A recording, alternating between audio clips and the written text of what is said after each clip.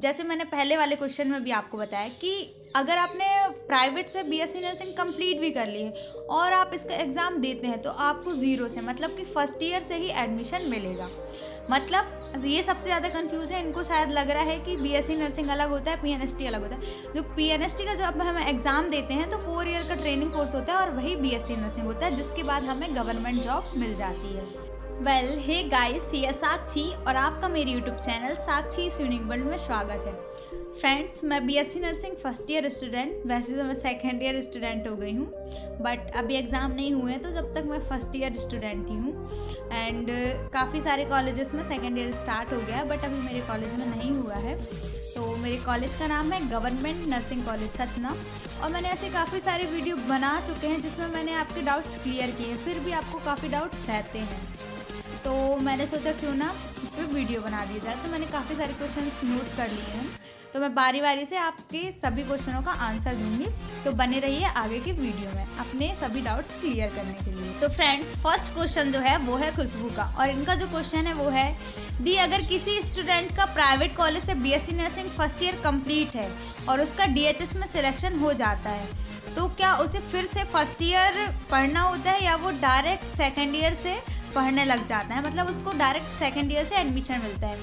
तो देखो, ऐसा नहीं है। अगर आपने फाइनल भी कंप्लीट कर लिया, मतलब आपने बीएससी नर्सिंग के 4 ईयर कंप्लीट भी कर लिए हैं, लेकिन अगर आप पीएनएसटी का एग्ज़ाम देते हैं और आपका सिलेक्शन होता है तो आपको जीरो से ही स्टार्ट करना पड़ेगा। मतलब आपका जो एडमिशन है वो फर्स्ट ईयर में ही होगा। अगर आप सोचें कि सेकेंड ईयर पे हो जाए तो ऐसा नहीं होगा, क्योंकि हाँ, कुछ गर्ल्स ऐसी हैं जिन्होंने फर्स्ट ईयर कर रखा है, सेकेंड ईयर पे थी, बट उनका मतलब पीएनएसटी में सिलेक्शन हुआ तो उन्होंने यहाँ पे एडमिशन ले लिया, वहाँ से एडमिशन कैंसिल करवा के, मतलब प्राइवेट कॉलेज से एडमिशन कैंसिल करवा के उन्होंने गवर्नमेंट कॉलेज में ले लिया, बट उन्हें फर्स्ट ईयर से ही एडमिशन मिलता है, सेकेंड ईयर से नहीं मिलता। नेक्स्ट जो क्वेश्चन है वो है अंजलि का, बीएससी नर्सिंग कंप्लीट करने के बाद ही पीएनएसटी का एग्ज़ाम दिला सकते हैं या फिर उसके पहले? तो देखो, सबसे पहली बात तो ये, जो पीएनएसटी होता है, पीएनएसटी 4 ईयर का कोर्स होता है जिसमें बीएससी नर्सिंग करवाई जाती है। और अगर जैसे मैंने पहले वाले क्वेश्चन में भी आपको बताया कि अगर आपने प्राइवेट से बीएससी नर्सिंग कंप्लीट भी कर ली है और आप इसका एग्ज़ाम देते हैं तो आपको ज़ीरो से मतलब कि फर्स्ट ईयर से ही एडमिशन मिलेगा। मतलब ये सबसे ज़्यादा कंफ्यूज है, इनको शायद लग रहा है कि बीएससी नर्सिंग अलग होता है, पीएनएसटी अलग होता है। जो पीएनएसटी का जब हम एग्ज़ाम देते हैं तो 4 ईयर का ट्रेनिंग कोर्स होता है और वही बीएससी नर्सिंग होता है, जिसके बाद हमें गवर्नमेंट जॉब मिल जाती है। देन अगला जो क्वेश्चन है वो है छोटी सी उड़ान दी, प्लीज़ आपके कॉलेज के नर्सिंग ऑफिसर से पता करके बताइए कि डीएचएस की सीट कब तक आएगी। तो इसके लिए मैं आपको बता दूं कि मैम से या फिर मतलब नर्सिंग ऑफिसर से पूछने की कोई ज़रूरत नहीं है, क्योंकि हमारी जो मैम है वो खुद ही कहती हैं कि जल्दी तुम लोग के जूनियर्स आने वाले। मतलब मैम लोग का तो यही कहना है कि जो अभी जो एग्ज़ाम हुआ है उसी से जो डीएचएस मतलब हमारे कॉलेज के बच्चे भी फिल हो जाएंगे, मतलब हमारे कॉलेज की सीटें भी उसमें ऐड हो जाएंगी। देन अगला जो क्वेश्चन है वो है जगदीश प्रसाद, इनका क्वेश्चन है कि रिजल्ट कब आएगा। देखो, रिजल्ट कब आएगा ये तो मैं नहीं बता सकती, बट हाँ, मैं आपको नंबर देती हूँ एमपी ऑनलाइन का, जो मतलब पूरा करवाता है काउंसलिंग वगैरह सब कुछ। तो उनका नंबर है, आप देखिए, इस पर आप कॉल करेंगे तो आपको वहाँ से जानकारी मिल जाएगी काउंसलिंग कब तक होगी या फिर रिजल्ट कब तक आएगा, क्योंकि रिजल्ट वही देते हैं वेबसाइट पर। तो इनका जो नंबर है वो है 0755672020। मैं फिर से रिपीट करती हूँ, 0755672020। अब नेक्स्ट जो क्वेश्चन है वो है पूजा, इनका क्वेश्चन है डीएचएस काउंसलिंग करवा रहा है क्या? देखो, अब वो काउंसलिंग करवा रहा है कि नहीं करवा रहा है ये तो मैं नहीं बता सकती, बट मैं आपको डीएचएस डिपार्टमेंट का नंबर देती हूँ, मतलब सतमड़ा भवन भोपाल का। तो आप वहाँ पर कॉल करके पता कर सकते हैं कि डीएचएस काउंसलिंग करवाएगा या नहीं। इसके पहले वाले वीडियो मैंने नंबर दिया था, आपने ट्राई किया कि नहीं वो तो मुझे नहीं पता, बट आप इस नंबर पर ट्राई करिएगा। वो एक बार पर कॉल नहीं उठाते हैं, उन्हें कई बार कॉल करना होता है, तब जाके कहीं वो अपना कॉल रिसीव कर पाते हैं। और कॉल का जो टाइम होता है सुबह 10 बजे से शाम को 5 बजे तक आप उनको कॉल लगा सकते हैं, उसके बीच पे ही वो कॉल उठाते हैं। तो जो डीएचएस डिपार्टमेंट है उसका जो नंबर है वो है 075525272165। मैं फिर से रिपीट करती हूँ, 075525272165। तो यह है डीएचएस डिपार्टमेंट का नंबर, आप इस पर कॉल करिए और पता कर लीजिए। इसके साथ ही मैं आपको बता दूं कि जो डीएमई डिपार्टमेंट होता है, मतलब कि ऑटोनॉमस कॉलेजेस की जो काउंसलिंग होती है, उसके लिए हमें काउंसलिंग फीस जो है वो 1100 रुपये लगती है। और उसमें क्या होता है कि फर्स्ट जब हम काउंसलिंग करवाते हैं तभी हमें 1100 रुपये देने होते हैं, एंड सेकंड और थर्ड जो काउंसलिंग है उसमें सिर्फ पोर्टल फीस देनी होती है, मतलब फिर से उसमें काउंसलिंग फीस नहीं लगती। एंड इसके साथ ही मैं बता दूं कि जो डीएचएस डिपार्टमेंट है उसकी जो काउंसलिंग फीस है वो 300 रुपये करीब होती है, मतलब 350 तक के आसपास होती है डीएचएस डिपार्टमेंट की काउंसलिंग फीस। हाँ, बट इसमें ऐसा होता है कि फर्स्ट काउंसलिंग होगी, फिर सेकंड भी करवानी होती है और थर्ड भी करवानी होती है, डीएमई में भी करवानी होती है। बाकी जो फर्स्ट काउंसलिंग होती है उनमें हमें फ़ीस देनी होती है, लेकिन जो सेकंड काउंसलिंग होती हैं उनमें हमें सिर्फ पोर्टल चार्ज देना होता है। और यदि हम एमपी ऑनलाइन नहीं जाते हैं तो अपने फ़ोन से भी कर सकते हैं, तो फिर वहाँ पे हमें पैसे नहीं लगते हैं। तो काउंसलिंग फ़ीस के बारे में मैंने बता दिया। एंड इसके बाद अगला जो क्वेश्चन है वो है दुर्गा पाटीदार का। इनका जो क्वेश्चन है, मैं डीएचएस में काउंसलिंग करवाना चाहती हूँ और अगर मैंने डीएमई की काउंसलिंग करवा ली तो कहीं ऐसा तो नहीं कि मेरा डीएमई में नाम आ गया तो डीएचएस की काउंसलिंग में मेरा नाम ही ना हो।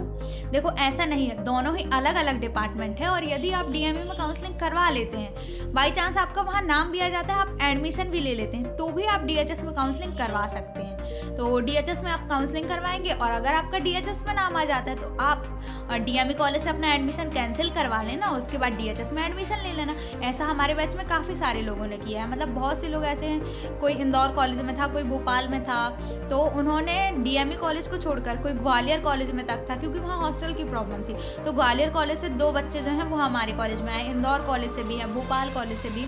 तो मतलब डीएमई का कॉलेज छोड़ के डीएचएस में काफ़ी सारे लोगों ने एडमिशन लिया है, तो आप भी ले सकते हैं। दोनों डिपार्टमेंट अलग अलग हैं, आप दोनों डिपार्टमेंट में काउंसलिंग करवा सकते हो, टेंशन वाली कोई बात नहीं है। देन अगला जो क्वेश्चन है वो है आरती पटेल। अगर नर्सिंग के साथ ही बीच में नीट में सिलेक्शन हो जाता है तो बॉन्ड नहीं तोड़ पाएंगे क्या? मतलब नर्सिंग पूरा करना होगा। देखो, अगर आप बीएससी नर्सिंग कर रहे हैं, मतलब गवर्नमेंट कॉलेज से कर रहे हैं, और उसके बीच में ही आपका सिलेक्शन जो है वो नीट में हो जाता है, तो आपको कुछ नहीं करना पड़ेगा। होगा सिंपल सा ये कि आपने यहाँ जो बॉन्ड भरा है वो मतलब आपको कॉलेज वालों को बॉन्ड देना होगा और यहाँ से आप एडमिशन कैंसिल करवा देंगे। उसके बाद आप जाके नीट से आपको जो भी कॉलेज मिलेगा आप वहाँ पर एडमिशन ले सकते हैं। और आपको मैं ये भी बता दूँ कि जो बॉन्ड होता है वो 2 लाख का तो भरते हैं, मतलब 2 लाख का बॉन्ड भरते हैं, लेकिन 2 लाख रुपये पूरे कॉलेज में नहीं देने होते। 2 लाख रुपए में से कम पैसे ही कॉलेज में देने पड़ते हैं, मतलब सिर्फ बॉन्ड 2 लाख का भराता जरूर है, लेकिन 2 लाख पूरे नहीं देने पड़ते हैं। जैसे ऑटोनॉमस से कुछ लोगों ने कॉलेज छोड़ के और हमारे कॉलेज में मतलब ज्वाइन किया था डीएचएस डिपार्टमेंट में, तो उन लोग को शायद 1 लाख करीब ही बॉन्ड देना पड़ा था, किसी को 75,000 ऐसे ही बॉन्ड लगा, पूरे 2 लाख नहीं दिए हैं। देन अगला जो क्वेश्चन है वो है सुमन नर्सिंग। डीएमई के काउंसलिंग के बाद यदि डीएचएस की काउंसलिंग होती है तो करवाने के बाद कितना बॉन्ड देना पड़ेगा? तो देखो, सबसे पहली बात तो मैं आपको ये बता दूं कि यदि आप डीएमई में एडमिशन ले लेते हैं और डीएचएस की काउंसलिंग करवाते हैं तो उसमें कोई बॉन्ड नहीं देना होता है, आप ऐसे ही काउंसलिंग करवा सकते हैं। हाँ, यदि आप एडमिशन कैंसिल कराते हैं तो ही आपको बॉन्ड देना पड़ता है, वो भी 2 लाख रुपए पूरे नहीं देने होते, 2 लाख से कम पैसे ही कॉलेज वालों को अपन को देने होते हैं। देन अगला जो क्वेश्चन है वो है माया कुशवाहा। टेंशन हो रही है बट बहुत समझ में नहीं आ रहा है कि 65 से ऊपर वालों का हो जाएगा ना ओबीसी कैटेगरी में। तो देखो, मैं आपको ऐसा बता दूं कि अगर डीएचएस और डीएमई दोनों ही कॉलेज की सीटें ऐड हो जाती हैं तो ईजिली 65 से ऊपर वाले बच्चों का, 65 से ऊपर वाले स्टूडेंट का सिलेक्शन हो जाएगा ओबीसी और जनरल वालों का। क्योंकि देखना, कट ऑफ इस बार भी पिछले बार जो कट ऑफ था उस कट ऑफ से 1-2 नंबर ही आगे पीछे होंगे, लगभग उस बार के जैसे ही कट ऑफ इस बार भी रहेगा। नेक्स्ट जो क्वेश्चन है वो है अंजलि पाठक। 70 मार्क्स फ्रॉम जनरल कैटेगरी, क्या मुझे डीएचएस की काउंसलिंग के लिए वेट करना चाहिए? देखो अंजलि, मैं आपको ये बता दूं कि आपके 70 मार्क्स है तो जिस भी कॉलेज की काउंसलिंग पहले होती है आपको काउंसलिंग करवानी चाहिए, और यदि आपको वो कॉलेज अलॉट होता है तो आपको ज्वाइन भी कर लेना चाहिए, क्योंकि आपके 70 मार्क्स है। कम से कम जिसके 75 प्लस मार्क्स हैं उनको ही डीएचएस के लिए वेट करना चाहिए, वो भी अगर सीटें ऐड हो जाती हैं तो। बाकी जो 70 करीब मार्क्स वाले हैं उनको डीएमई में या फिर जिस भी कॉलेज की काउंसलिंग पहले होती है उसमें ही एडमिशन करवा लेना चाहिए। फिर अगला जो क्वेश्चन है वो है अभय पटेल। दी डिजिटल कास्ट सर्टिफिकेट मीन्स क्या होता है? मेरे पास तो 4-5 साल पुराना ही। देखो, पहले क्या होता था, पहले जो जाति प्रमाण पत्र, कास्ट सर्टिफिकेट मतलब जाति प्रमाण पत्र जो बनते थे वो लिखित, मतलब अब तहसील से हाथ से जो लिखे हुए वाले होते थे वो बनते थे। बट अब क्या होता है, हमारे जो सर्टिफिकेट, कास्ट सर्टिफिकेट है, कोई भी सर्टिफिकेट है, ऑनलाइन बनते हैं, तो उन्हें डिजिटल सर्टिफिकेट कहते हैं। और ये जो डिजिटल कास्ट सर्टिफिकेट होता है या कोई भी सर्टिफिकेट होते हैं डिजिटल वाले, आप एमपी ऑनलाइन में जाके अप्लाई कर सकते हैं। ओनली 1 वीक का टाइम लगेगा और आपका जो डिजिटल कास्ट सर्टिफिकेट है वो आ जाएगा। अगर आप चाहें तो अभी भी बनवा के रख सकते हैं, और अगर आप ना भी चाहें तो जब आपका सिलेक्शन हो जाएगा ना तो 1 वीक का टाइम मिलता है, तो उस टाइम भी आप अप्लाई कर सकते हैं। वैसे अगर आपके 70 के आसपास मार्क्स है, जिसके भी 65 से ऊपर मार्क्स है, तो उन सभी को बनवा के रख लेना चाहिए, क्योंकि उनके काफ़ी % चांसेस है कि सिलेक्शन हो जाएगा। देन अगला जो क्वेश्चन है वो है कल्पना दी डीएमई वालों को भी डायरेक्ट गवर्नमेंट जॉब मिलती है या एग्जाम होता है? देखो यार, पहले ऐसा होता था कि डायरेक्ट गवर्नमेंट जॉब मिल जाती थी, लेकिन रूल बुक में इस बार ऐसा लिखा है कि आपका जो गवर्नमेंट है वो प्री सिलेक्शन टेस्ट लेगी। बट आप डरिए मत, अगर आपका एक बार पीएनएसटी में सिलेक्शन हो जाता है तो आपकी जो गवर्नमेंट जॉब है वो 100% श्योर है, मतलब आपको 100% गवर्नमेंट जॉब मिलेगी ही। एग्जाम जो है, एग्जाम तो छोटा मोटा होता रहता है, उसमें सब पास हो जाते हैं, टेंशन वाली बात नहीं है। देन अगला जो क्वेश्चन है वो है माया, ओबीसी में डीएचएस के लिए कितने मार्क्स चाहिए? तो देखो मैं आपको बता दूं कि डीएचएस के लिए हम मार्क्स डिसाइड नहीं कर सकते, क्योंकि ऐसा होगा हमेशा से ऐसा होता आया है कि डीएमई कॉलेज की जो मतलब काउंसलिंग वो हमेशा से पहले होती, मतलब बाद में होती थी, उसके पहले डीएचएस की होती थी। बट इसके पहले जो एग्ज़ाम हुआ था उसमें ये हुआ था कि पहले डीएमई कॉलेज की काउंसलिंग हुई, उसके बाद डीएचएस की हुई। तो इस बार भी चांसेस है कि शायद डीएमई का ही पहले हो, क्योंकि डीएचएस ने कोई अपडेट नहीं दिया। तो जिस भी कॉलेज की काउंसलिंग पहले होगी उस कॉलेज का कट ऑफ जो है वो हाई जाएगा, और यदि जैसे कि हुआ इस बार भी वैसे ही कि डीएमई की काउंसलिंग पहले हुई तो डीएमई का कट ऑफ हाई जाएगा, और डीएचएस की बाद में हुई तो डीएचएस का कम जाएगा। बट देखो ऐसा भी हो सकता है, यदि डीएचएस की सीट ऐड हो जाती है तो जितने भी हाई मार्क्स वाले बच्चे हैं वो डीएचएस का वेट करेंगे, तो डीएमई में क्या होगा कि कम नंबर वाले डीएमई में चले जाएंगे और डीएचएस वाले डीएचएस में हाई नंबर वाले जाएंगे। तो कट ऑफ जो है वो काउंसलिंग के ऊपर डिपेंड करेगा। जिस भी कॉलेज की काउंसलिंग पहले होगी उसका जो कट ऑफ है वो हाई रहेगा, जिसकी काउंसलिंग बाद में होगी उसका कट ऑफ कम रहेगा। तो देन अगला जो क्वेश्चन है वो है हेमंत, दीदी डीएचएस और डीएमई दोनों आगे पीछे काउंसलिंग कराते हैं एक साथ होती है? तो देखो डीएमई और डीएचएस दोनों की काउंसलिंग आगे पीछे होती है, कम से कम इनमें 1 वीक से 1 मंथ तक का जो है गैप होता है, 1 मंथ के आगे पीछे ही दोनों की काउंसलिंग होती है। देन अगला जो क्वेश्चन है वो है सुरभि राठौर, एडमिशन के टाइम यदि कोई डॉक्यूमेंट हमारे पास नहीं है तो कॉलेज के टाइम देते हैं या नहीं, कॉलेज वाले डॉक्यूमेंट हम बाद में दे सकते हैं या नहीं? ओबीसी कैटेगरी से मेरे 68 मार्क्स है तो मेरा डीएचएस में हो जाएगा। देखो 68 मार्क्स है तो तुम्हें कोई भी कॉलेज मिल सकता है, मतलब तुम्हारे सिलेक्शन के चांसेस हैं। एंड रही बात डॉक्यूमेंट की, तो जो सबसे मेन 10 और 12th की जो मार्कशीट है वो बहुत ज़्यादा इंपॉर्टेंट होती है और एडमिशन के टाइम वही लगती है। इसके अलावा जो डॉक्यूमेंट है वो हम बाद में भी दे सकते हैं। और मेरे बैच में भी काफ़ी सारे लोग ऐसे हैं जिन्होंने मतलब एडमिशन करवा लिया था बट उन्होंने अपनी टीसी नहीं दी थी, तो उन लोगों ने बाद में लाकर दे दिया था। मतलब हम लोग की जो मैम है वो काफ़ी पोलाइट है, मतलब कि वो इतना ज़्यादा वो नहीं करती हैं, तो उन्होंने जिसके पास डॉक्यूमेंट नहीं था टीसी वगैरह, वो जब बाद में हम लोग अपना सामान लेके आए थे तो उस टाइम लेके आ गए थे तो बाद में दिए थे। बाकी काफ़ी कुछ कॉलेजेस में काफ़ी ज़्यादा स्ट्रिक्ट होते हैं तो वो सारे डॉक्यूमेंट ही उसी टाइम ले लेते हैं ओरिजिनल वाले। देन अगला जो क्वेश्चन है वो है अर्चना, दी फर्स्ट काउंसलिंग से सेकंड और थर्ड काउंसलिंग में नाम आ जाता है या फिर अलग से काउंसलिंग करवानी पड़ती है? देखो फर्स्ट काउंसलिंग से सेकंड और थर्ड काउंसलिंग में नाम नहीं आता, हाँ बल्कि ऐसा होता है कि जिसने फर्स्ट काउंसलिंग करवाई है वही सेकंड और थर्ड काउंसलिंग करवा सकता है। तो होता क्या है कि फर्स्ट काउंसलिंग में हम पैसे देते हैं, मतलब फीस देते हैं, लेकिन सेकंड वाले में हम सिर्फ अपडेट करवा लेते हैं तो हमारा नाम खुद ब खुद आ जाता है। देन अगला जो क्वेश्चन है वो है अर्चना, दी जब हम रेगुलर स्टडी कर रहे हो तो फिर भी हमें गैप सर्टिफिकेट बनवाना होता है क्या या फिर नहीं बनवाना होता? तो देखो हम अगर रेगुलर स्टडी कर रहे होते हैं तो हमें गैप सर्टिफिकेट नहीं बनवाना होता। जो मतलब गैप किया होता है, मान लो 12th के बाद उसने कॉलेज में एडमिशन नहीं लिया 1 साल तक, तो उसे गैप सर्टिफिकेट लगता है। फिर अगला जो क्वेश्चन है वो है प्रिंसी, दी मेरे 74 मार्क्स हैं तो मुझे कॉलेज मिल जाएगा क्या? मुझे इंदौर कॉलेज मिल सकता है क्या? तो देखो 74 मार्क्स है और इंदौर कॉलेज जो है वो डीएमई कॉलेज है, डीएमई कॉलेज की सीट भी आई है तो आपको इंदौर कॉलेज मिल सकता है। और इंदौर नहीं मिला तो कोई ना कोई कॉलेज तो आपको जरूर मिल जाएगा, मतलब आपका सिलेक्शन हो जाएगा। देन अगला जो क्वेश्चन है वो है कल्पना, दी बॉन्ड के बारे में एक वीडियो बना दीजिए डिटेल में। तो देखो यार बॉन्ड के बारे में वीडियो बनाने की ज़रूरत नहीं है, 2 लाख का बॉन्ड बनता है, वो आप तहसील वगैरह से आपकी मतलब डिस्ट्रिक्ट से बन जाता है, तो मुझे नहीं लगता कि पर्टिकुलर कोई वीडियो बनाना पड़ेगा बॉन्ड के लिए। देखो और बॉन्ड में होता क्या है कि अगर किसी के पास खेती है, मतलब कोई खेती वाला है, तो वो अपने खेती का मतलब जो बही वगैरह होता है ना, आप अपने घर पे पता करिएगा बही होती है, उससे आपका बॉन्ड बन जाता है। मतलब एक स्टाम्प पेपर लेना होता है, उसमें थोड़ा बहुत लिखा होता है, कोर्ट वगैरह जाना पड़ता है, कोर्ट से बन जाता है और काफ़ी मतलब वहाँ पे साइन वगैरह लगती है पटवारी वगैरह के और जिसके भी। तो और अगर ऐसा भी होता है कि जिसके पास खेती नहीं है तो अगर उसके पेरेंट्स जॉब में है तो उनकी इनकम से भी बॉन्ड बन जाता है। बाकी बॉन्ड बनाने में थोड़ी दिक्कत आ जाती है, मतलब अगर जिसकी पहचान रहती है तो वो थोड़ा जल्दी जल्दी बन जाता है और बाकी नहीं तो टाइम लगता है। आपके डिस्ट्रिक्ट से ही लेकिन बॉन्ड बन जाता है। और मैं आपको एक और बात बता दूं कि यदि आपके पास खेती नहीं है, आपके पेरेंट्स जॉब में भी नहीं है, तो आपके जो कोई रिलेटिव हैं, आपके जो रिश्तेदार हैं, उनकी खेती का जो बही है उससे भी आपका बॉन्ड बन सकता है। तो टेंशन लेने वाली कोई बात नहीं। एंड नेक्स्ट जो क्वेश्चन है वो है रितिका पटेल दी 4 साल के बाद जब जॉब करने लगते हैं तो डीएमई और डीएचएस की पोस्ट एक समान होती है, मतलब सेम होती हैं, या फिर डीएमई की छोटी और डीएचएस की पोस्ट बड़ी होती है, प्लीज़ बताइए। तो देखो, जब 4 साल के बाद हम जॉब करते हैं तो दोनों की पोस्ट जो होती है, मतलब डीएचएस से जिसने ट्रेनिंग किया और डीएमई से, दोनों की पोस्ट बराबर होती है, मतलब इक्वल होती है। बट हाँ, इनमें जो है सैलरी का डिफरेंस होता है। और एक और बात, जो डीएमई वाले होते हैं उनके मेडिकल में पोस्टिंग होती है तो उनको जो वर्क है वो बहुत ज़्यादा होता है, मतलब डीएमई वालों को काम बहुत ज़्यादा करना पड़ता है। और डीएचएस वालों की पोस्टिंग जो है वो डिस्ट्रिक्ट में होती है तो डीएचएस वालों को काम कम करना होता है। और ज़्यादा नहीं, सैलरी का थोड़ा बहुत 500 या 1000 रुपये का डिफरेंस होता है डीएमई और डीएचएस के स्टूडेंट की सैलरी के बीच में। बाकी सब कुछ सेम होता है, मतलब दोनों की जो पोस्ट है सेम होती है। देन अगला जो क्वेश्चन है वो है राम प्रसाद, दीदी हमें कैसे पता चलेगा कि काउंसलिंग फर्स्ट राउंड में करवाएं या सेकंड में या थर्ड में? तो देखो, मैं आपको बता दूं कि काउंसलिंग आप किसी भी राउंड में करवा सकते हो, फर्स्ट सेकंड थर्ड किसी भी राउंड में करवा सकते हो।